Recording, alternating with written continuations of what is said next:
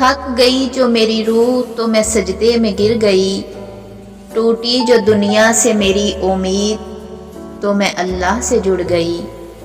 جب تم بے بسی کا رونا لوگوں کے سامنے نہیں بلکہ اس خالق کائنات کے سامنے روتے ہو، جب تم سبب ختم ہونے کے بعد بھی اس یقین سے دعا کرتے ہو کہ اس کے سوا کوئی تمہیں کچھ نہیں دے سکتا۔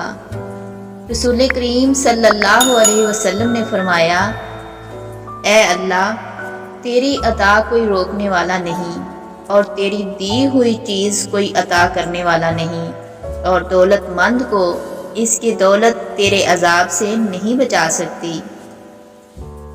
جن راستوں سے اللہ تمہیں گزار رہا ہے، ممکن ہے انہی کا آخری کنارہ معجزوں سے مل جائے۔ اللہ کبھی مایوس نہیں کرے گا، اس کے سامنے گر گڑا کر تو دیکھیں۔ حضرت علی رضی اللہ تعالی عنہ نے فرمایا، لا حاصل کو اگر پانا چاہتے ہو تو تہجد پڑھا کرو، کیوں نہ کہ جو نصیب میں نہ ہو اسے تہجد کی دعائیں مقدر میں لے آتی ہیں۔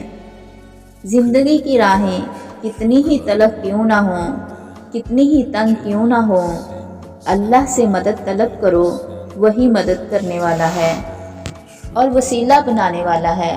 اللہ کے سوا کوئی ہمدرد نہیں ہوتا۔